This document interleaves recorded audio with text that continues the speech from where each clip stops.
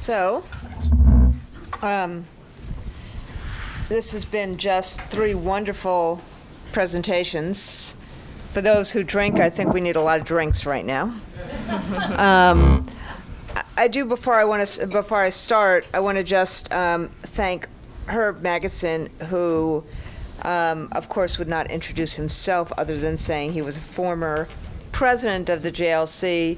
Herb has been an icon and a soldier in the fight for social, economic, racial, religious justice for all of his, he's only 20 years old, but for all of his life, adult life, and we're honored by his presence, and I want to thank him for all the work that he's done, both in New York and nationally, for the JLC, for the Shanker Institute, and for the AFT.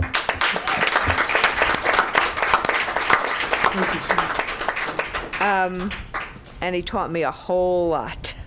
Every single day that I was kind of trying to figure out the Albany legislature. I also just want to, because I saw them come in, we are honored by an international visit today, and they've had a whirlwind day today with us. We have some of the representatives from the education unions in Argentina and in Brazil, and they've been going through a lot, as we all know, and I just want them to wave and say, mucho gracias for being here. Thank you, thank you, thank you. So, I have taken a whole bunch of notes in a way that I could actually really read, and I have a bunch of questions. I'm going to ask a few, and then I want to leave some time for questions from the audience as well. And I'm glad, Mark, that you talked a little bit about what Jay Winnick would have said, because I had some points as well, but I think you covered a whole bunch of them, so thank you very much. So, a first question, which is, what I'm sure the political question is on everybody's mind, so I'm going to make that my second question, not my first question. My first question is much more of a kind of very tangible, what should we be doing? You are in front of, or you're in the building that represents, or whose organization represents 1.6 million people throughout the country. And the Shanker Institute is our think tank, and the JLC is a group that we have worked with and that many unions have worked with. But the AFT represents educators throughout the country. And the questions that I hear from them all the time is, what can we do? What can we do? Not what simply can we do to advocate to the Obama administration, to advocate to hopefully a new president who will be working on speed, size, and transparency, who will be working on making sure that this is a humanitarian crisis as opposed to a migration issue, who will be working very closely with UNHCR. We know that, and I'll get to that, in a moment. But just some examples of what is it in our local communities we can do when we either see, sense, or have refugees come into our communities. How can we protect them? How can we keep them safe? How can we stop the raids? How can we help resettle? What can we do?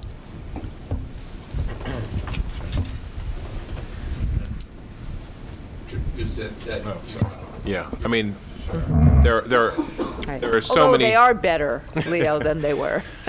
There are so many things that you can do, and on so many different levels. And one, as I said, it will start at the most basic community level, which is that teachers are already doing so much, but making it clear that their classrooms are safe places for refugee kids is the most important thing. that you can do to make it a welcoming environment. But then the second thing is to Wait, just 1 second. So the tweeters in this room, please tweet that. It's under 140 characters. Sorry. That's the most important fundamental thing. But again, given the size of your membership and the fact that you have it in all 50 states, we're very proud that Highest got 1,287 rabbis in 47 states to sign on to a statement welcoming refugees, and that had a huge impact. But you have a lot more members, and I think you could make an even larger impact. We have to change. Right now, the restrictionists, the Islamophobes are controlling the debate, the political debate. They're filling up way too much of the airspace right now, and we need another message out there. And we need a lot of voices on that message, even more than 1,287 rabbis. And the teachers can certainly provide that voice and have moral authority, like rabbis do, to do it. So I would say we want welcoming schools, we want a welcoming country, we want to welcome refugees. We shouldn't be afraid of people who are fleeing persecution. We should be welcoming them here like we have at other times in our past. Thank you, Mark. Well, first I would say already thank you to the AFD for all you have done so far, particularly as of late, in really responding to how raids are affecting our communities. The AFD has done a lot to show how schools and communities are being affected, not just the immigrants who are being picked up in the raids, but how it really affects an entire school and an entire classroom when you have children who are not showing up for school because they're afraid of what's going to happen to them or their parent. So I think the AFD is already really engaged in that. The other thing I would do is I was going to mention, I left a report out there that I worked on with students at Georgetown that we just released this last month that looked at different examples around the country of how schools are responding to having undocumented children in their community, and are they having problems enrolling or staying in school, and what are some of the best practices that are happening. So I encourage you to either pick up a copy, it's also online, but it's ensuring every undocumented child succeeds. And so it really looks at what are the best practices to help it make sure that kids can be successful when they're in our schools, because it's not just going to benefit them, it's going to benefit our entire community, right? Thank you. And if I may just make a quick closing suggestion, it would be to internationalize the context. Brazil is a great example that's come forward with several thousand visas for Syrian refugees who've gone there to work. To be safe and to work. Argentina, Chile, Uruguay, there are other countries in Latin America and South America that are receiving refugees also, smaller numbers, but on a resettlement basis. So that having been said, to express the support of the American Federation of Teachers for teachers in Lebanon and teachers in Jordan who are working on a double shift arrangement under stressful circumstances, notwithstanding great advocacy on the part of their respective ministers of education, they're just not getting the resources. It's only this year that we can say that we expect, to be determined, that all refugees in Jordan will be enrolled. But it's one thing to have a space for a kid to go to school. It's another thing for the parents to enable that. When families are becoming impoverished, children are working. Sometimes they're doing work that we would never imagine a child would have to do. When children have to, as you were saying, walk through dangerous neighborhoods, that becomes a constraint on education, even if there is a desk waiting for the kid. So there's a context there that teachers working in America know very well, and some kind of sistering or brothering with teachers in schools that are receiving many refugees would be a great thing, and UNHCR would be happy and proud to support that. Great.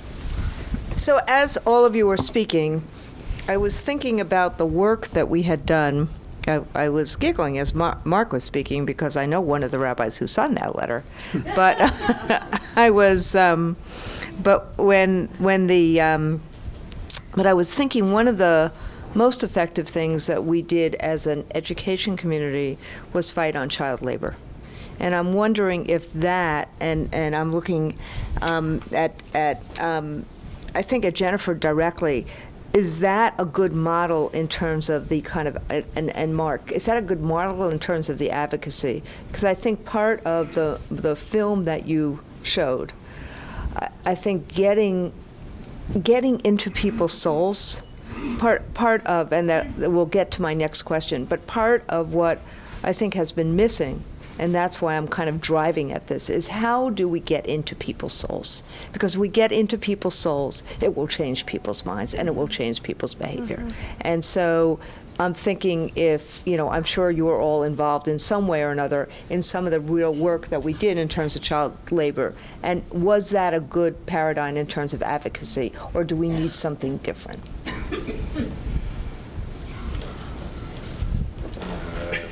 Sorry, I'm making this a very pragmatic discussion. You are, but I'm not familiar with the campaign on child labor. Okay. But certainly, you're right. The most important thing for us to do is to humanize the issue. And if that was what the campaign did, that's exactly what we need. And that's what the point of this film was that these are the so-called hordes, the murderers, the rapists that are coming over. They're really just people seeking protection in a normal life. But trying to get that message out, however we can do it, is the message that we need to convey.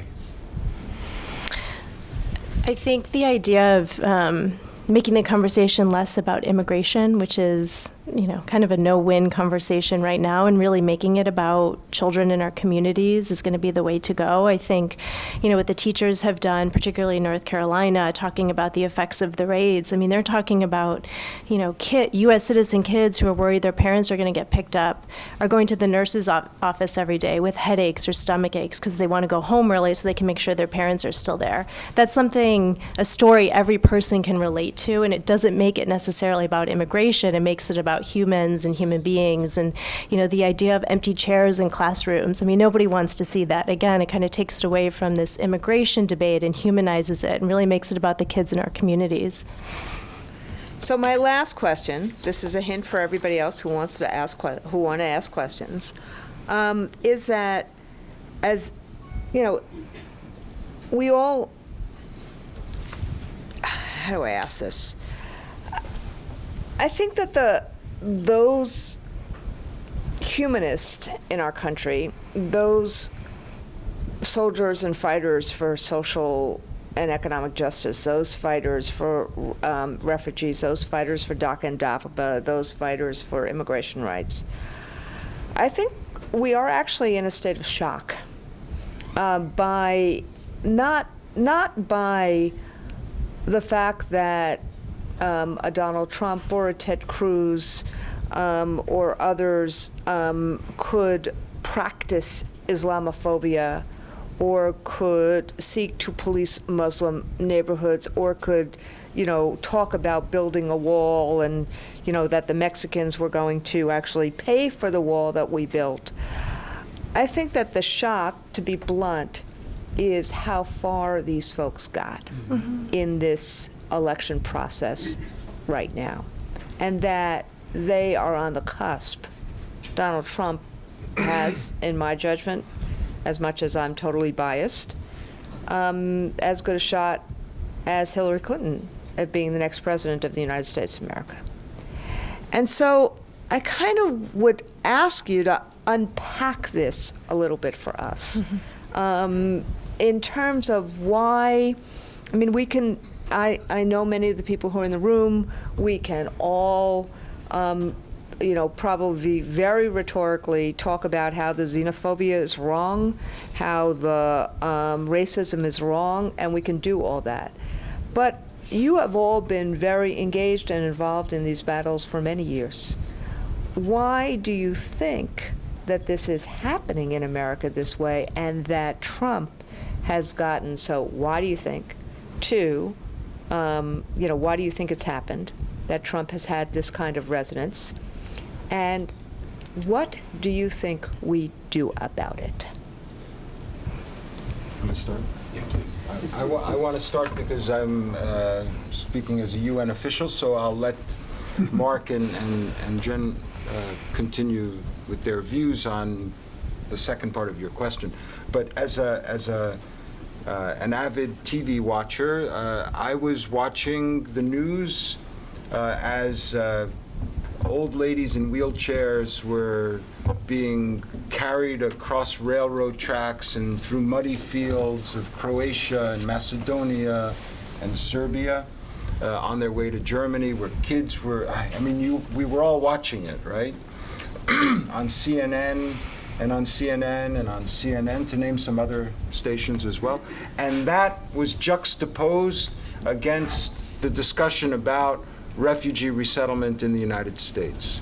So what you had was this impression in your face that there's this mass of people who are just moving on their own, an uncontrolled mass, horde, and that's the caseload, if you will, that will come to the U.S.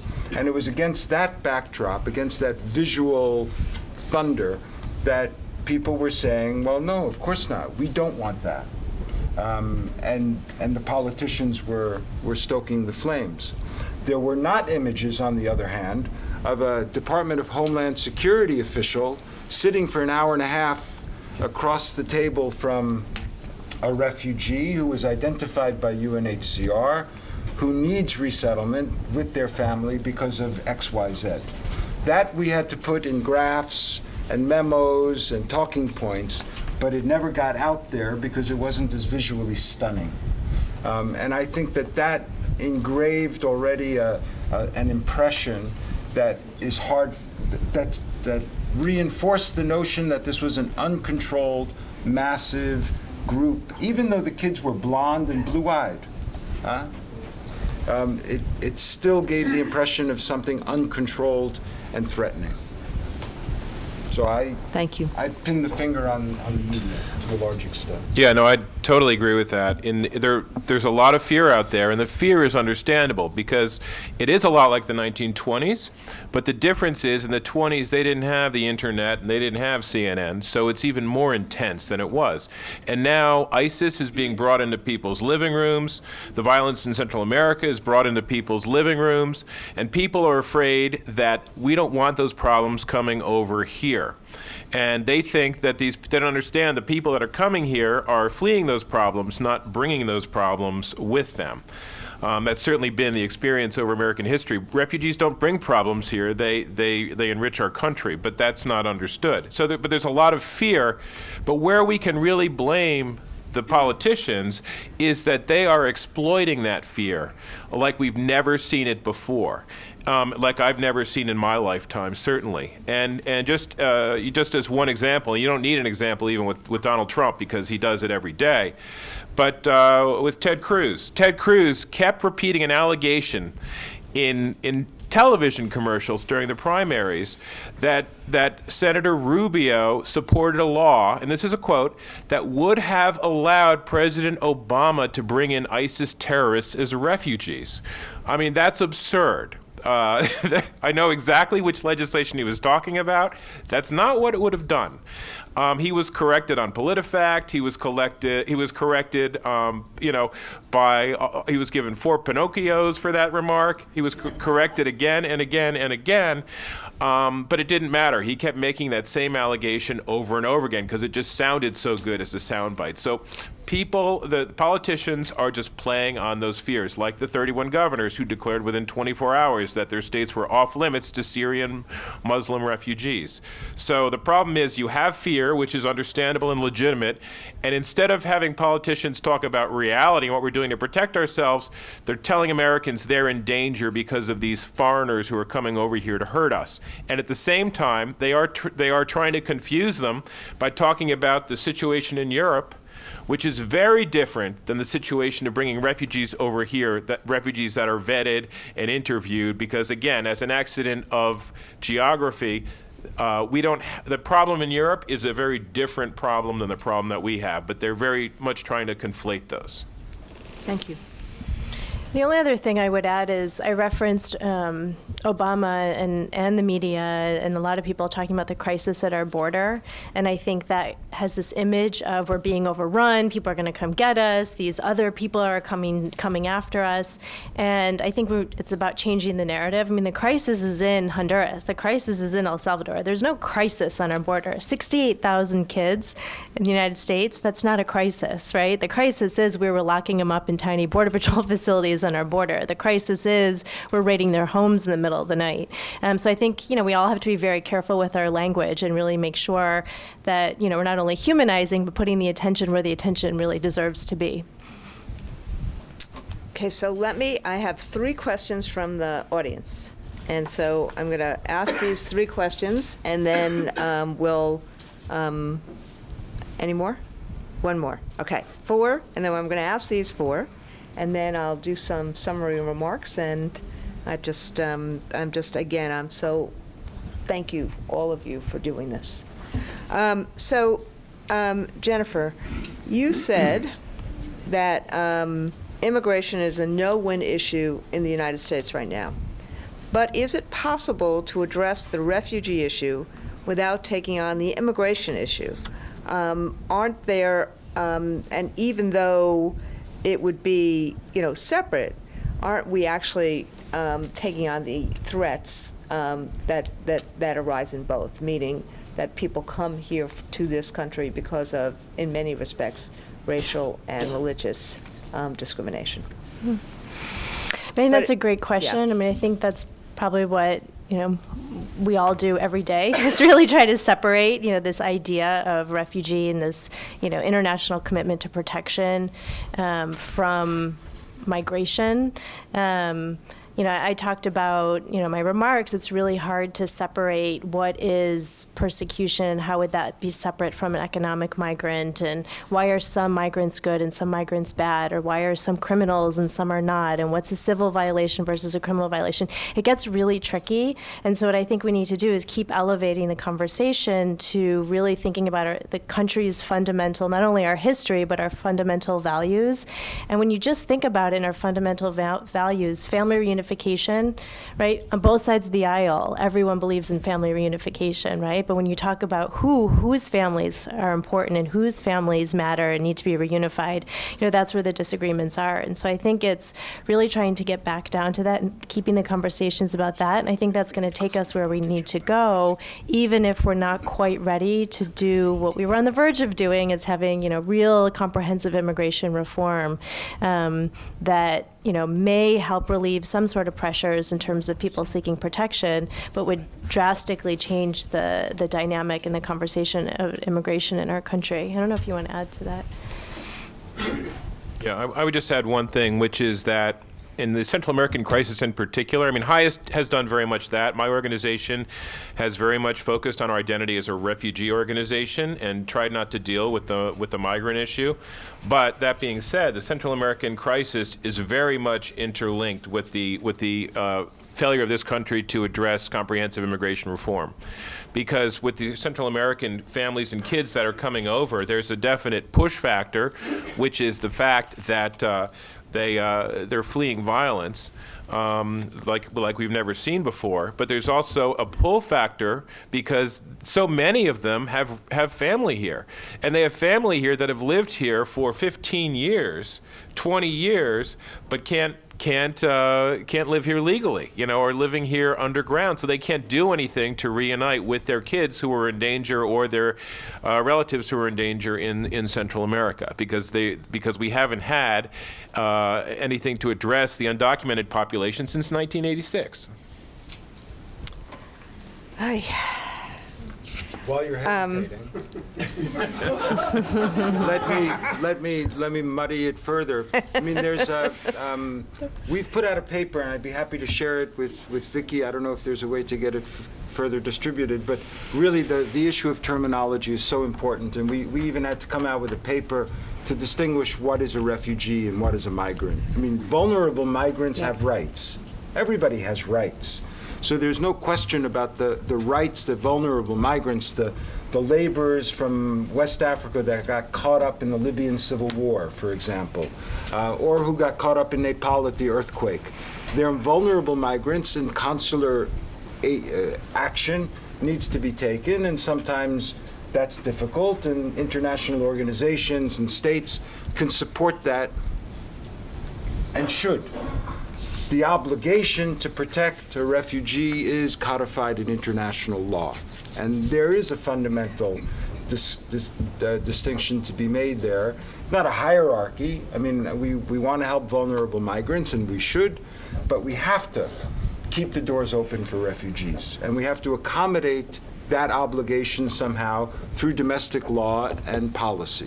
We have to show leadership to people, to our, as elected officials, we expect leadership in respect of the obligation to protect refugees. So there are, I'm very glad we've actually gotten to this piece, because in the 4 or 5 remaining questions, because of course questions come in as I say we're finished with questions, you do see 2 new 2 strands. So one of the strands are wrestling with, the 2 questioners are really wrestling with Europe's responsibility. And so I'm going to kind of read both of those questions together and see if any of you want to answer them. One is, according to European media, a very large proportion of refugees in Turkey and Europe are North and Western Africans fleeing from Northern and Western Africans, fleeing economic and military violence. Should the U.S. focus on resettling these refugees? And does the EU treaty comport with the international human rights law? Why not? And what will or does or should the UNHCR do? Specifically, what has been the pushback on this agreement with Turkey? I did not try to edit the questions. I just tried to read them. Well, I'll take a stab at it, and I'll try to be brief.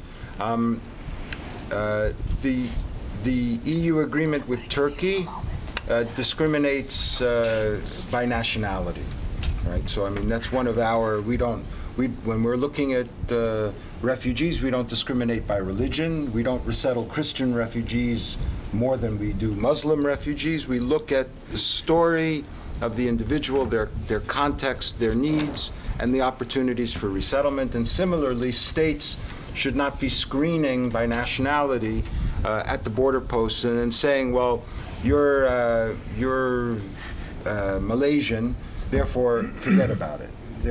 They have an obligation, and Europe is a very developed legislative and juridical background for all of this, has an obligation to talk to each and every one of them. The problem is that everybody's coming in Greece, and it's a heavy, heavy demand on Greece, another demand beyond all of the economic issues that it's facing, and it just doesn't have the capacity. So our concerns were principled on the one hand, but on the other hand, we want to be relevant as an organization. We can't turn our back on this situation, so we're also pragmatic. How can we help Greece? We drew a line on detention. We said we're not going to be part of a system that automatically engages in the detention of asylum seekers. That process is now softening, and we hope to be able to support that alternatives to detention. We have our concerns about the safety of some people in Turkey, of some refugees and asylum seekers, LGBT individuals, for example. And so we're concerned that there be sufficient safeguards in Greece before a refugee is sent to Turkey to wait for the possibility of being resettled to Europe in a second wave, because it's a complex arrangement where they accept refugees, but they count for resettlement even though the refugees will be sent back to Turkey. Some refugees will be allowed to stay, and then they will be relocated within Europe according to a formula that has been agreed on paper but not in practice. They even put a value on the cost of resettlement of a refugee, 250,000 euros, which is a voluntary affair, and some countries have already come out and say we're not going to pay that amount of money. We're just not part of this deal. So they have a long way to go before things happen practically and in strict accordance with the best operating principles.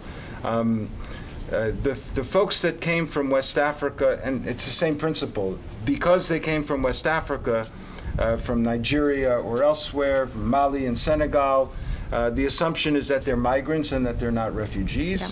That may very well be in the balance of things true, but especially given that the situation in Nigeria now, we would argue that such individuals should be interviewed and there should be an individual status determination.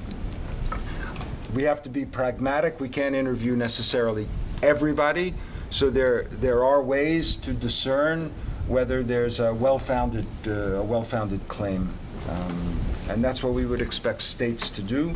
And in the absence of a state authority to do that, UNHCR would do it itself. Mm-hmm. So now that we've taken on Turkey, one of our questioners wanted us to take on Israel. And the question is, why no mention of Israel and its policy to imprison those seeking asylum from South Sudan and Eritrea? No, that's an issue that my agency has worked a lot on, and that is that Israel has right now about 46,000 asylum seekers from primarily from Sudan and Eritrea within Israel. And down from, they had about 60,000 a few years ago. It's a pretty high number for a country of that size, but it pales in comparison, obviously, to the other countries in the region and the number of Syrians that they're hosting. We will, HIAS went in there, my agency went in there to help the Israelis try to develop an asylum system. They didn't have one before. The phenomenon of non-Jews coming to seek asylum in Israel was a kind of an unexpected surprise to them that started about 7 years ago. And I will say that Israel has not been a light unto the nations when it comes to its treatment of asylum seekers from Africa. They have one of the lowest recognition rates, or the lowest recognition rates among all developed countries for refugees from there. And we're very much hoping that that situation changes. The good thing is that the court system in Israel has consistently made decisions on the side of the rights of refugees, and has the Knesset has passed a number of times a law against infiltration, so-called infiltration, meaning people who cross the border without permission. The laws keep mandating their detention, and the High Court of Israel keeps saying that these laws are a violation of human rights and a violation of the basic laws of Israel, and strikes down all or part of the legislation. And the Knesset comes around and passes another piece of legislation trying to find loopholes in the court ruling, and then the court will rule that again, and this game's been will knock that down again, and that game's been going on for about 5 years now. So we're very much engaged in that. The current situation is untenable for asylum seekers in Israel, but we are really hoping that now that the number of entries of people coming in is very, very low, that Israel will do the right thing and allow them access to temporary and permanent residence and a durable solution, and welcome them the way that they should have when they first entered a few years ago. To Israel's credit, they have not been returning people to their persecutors. They have not been returning people to Eritrea, but the level of protection in Israel and their detention policies are frankly not acceptable. Thank you, Mark. And let me end with a question which is more uplifting, from one of our audience members, and the question goes as follows. My temple is involved in sponsoring a Syrian refugee family. When refugees from the Holocaust were resettled to the U.S., it was to establish Jewish communities with local cultural and religious supports. And Mark, this is directed to you. Do you see any special challenges for non-Muslim institutions sponsoring Syrian Muslim refugees? That's a good question. What we do, what our network, it's especially interesting for us because we obviously are a Jewish agency. 95% of the refugees that we help now are not Jewish. 47% are actually Muslim that we help primarily through our Jewish Family Service Network. And so it is a question that I always ask the Syrian refugees, like how did it feel to be resettled by a Jewish agency and met at the airport by a Jewish agency? And it's been really heartening what their response has been, which is that they were taught in Syria that Jews are bad people who do bad things, and yet they come here and they're being helped by Jews like they've never been helped by anyone else before. And they can call their Jewish caseworker from the Jewish Family Service Agency day or night and get any kind of assistance that they need. They get employment through the Jewish Family Service. They get their kids enrolled in school through the Jewish Family Service. But that being said, we can't fill all of their needs as Jewish Family Service agencies. So ties to local mosques and Islamic centers are very, very important, and it's something all of our partner agencies do actively pursue.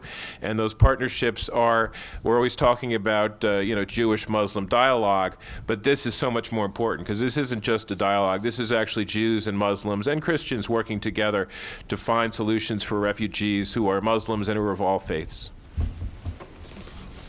Thank you so much. So in summarizing, I'm going to actually ask Herb to have the penultimate last word, and then I will just close us out. I was so taken, Randy, with your remark about how shocked we all are. About 30 years ago, I was speaking to a group of teachers in New York, and I was talking to them about the Holocaust and what happened in Nazi Germany. And the first question at the end was, do you think anything like that could happen here? And I said, of course I think it could happen here. Because those of us who live in this country are under the impression that this is really the way people normally live. But the truth is that we are so fortunate. Most of humanity from the beginning of time has not lived in a free society.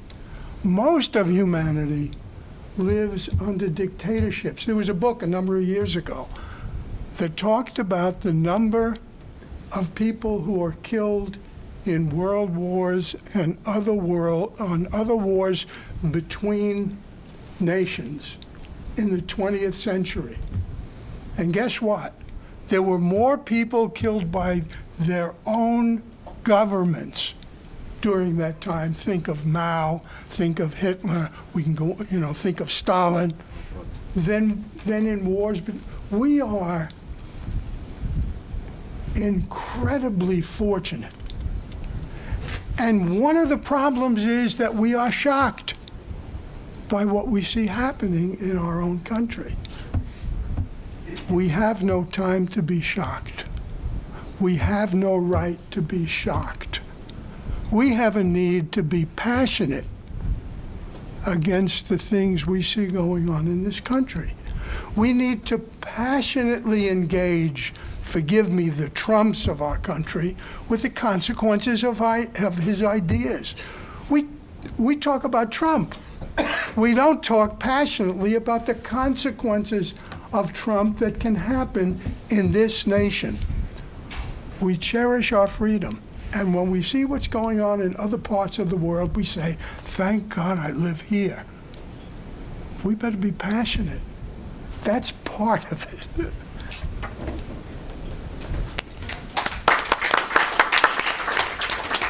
So I'm looking at both Leo and Louis Malfaro. Louis is one of our vice presidents. He's also the president of the Texas Federation of Teachers and also one of the leading voices of the work we've done in terms of Latino engagement. And I'm looking at him and Patricia Kiefer, who's the head of our International Affairs Department, and Leo, because this is, for us, I believe, the first step. And, I'm sorry that Stuart Herb is a fantastic replacement, but I'm sorry that Stuart Applebaum couldn't be here today. He had to be in California instead, because Stuart and I, many months ago, talked about this question about what can we do to help? What can we do to start, and what can we do to help? And helping, in at least in this education union's mind, is you have to start with education. You have to create the advocacy and the passion and channel it in the right ways, as Herb just directed us to do. We have to start with education. And education not just in a cerebral way, but education in a emotive way to get into people's souls and people's hearts. Because people act when you get into their souls and their hearts. And the narrative that they have right now is a narrative of fear, and a narrative of demagoguery, and a narrative of scapegoating. And frankly, as anybody in the JLC knows and anybody at the AFT knows, we know what it's like to be scapegoated and demonized, and how when you get scapegoated and demonized to such an extent, then you get so discredited and you get dehumanized. And in some ways, that is what's happened in terms of the refugee issues around the country, and I think, and around the world. And I think you have helped us in terms of really kind of thinking about and getting and about how you separate out refugee issues from immigrant issues, and how we have to actually start talking about them in a different kind of way, and being very, very deliberative in talking about them, and not just talking about them, but creating a face on it. In some ways, Herb, just like the face that many of us created and the JLC created about the lessons after the Holocaust, and how many times the Anti-Defamation League, and how many times many of us did those kind of lessons over and over and over again, whether we did them in our faith, or whether we did them through our union, or whether we did them as history teachers, or whether that we did them as activists, in terms of how to ensure that things never happen again, by ensuring that people know what did happen and what has happened. So I think what we are very, very grateful for the three of you. We're very, very grateful for you, Herb, for spending this time with us. We have actually taped a lot of this, for starting us on a path of ensuring that we do actually speak and educate, and then advocate to ensure that classrooms are safe for refugees, and then also do the other kinds of advocacy to ensure that refugees are not put back into the hands of their persecutors, and how we then also not just advocate in terms of refugees, but also advocate in the greater America to really try to pierce through the anger that is been fomented by Trump, but has an underlying fear of the future and of the economic despair that people feel, as well as whatever racism they may harbor.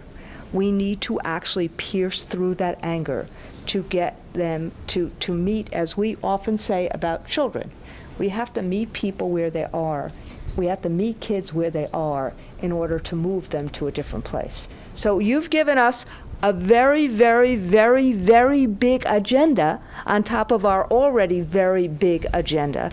And I think, and I'll end with this, I take great hope from one thing, which is, and I'll speak for both Stuart and I as gay Jews, that we have watched in this country tremendous fear and repression against the LGBT, let's just say the LGB part of that community. Right now, we're having a great debate about the T part of that community. But we've seen huge changes in this country when people accept gay people for who they are, not what their sexuality is. And I think that if we learn those lessons, we as an education union, as activists for human rights, as a greater labor movement, as a greater JLC, we can help start this process of piercing that anger and piercing that racism and piercing that xenophobia in a way with the passion that Herb has spoken about. And I'm going to ask Louis and Leo to help us do this work in conjunction with the JLC. Thank you very, very much. Thank you. Thank you, everyone, for joining us. Thanks so much. Thank you.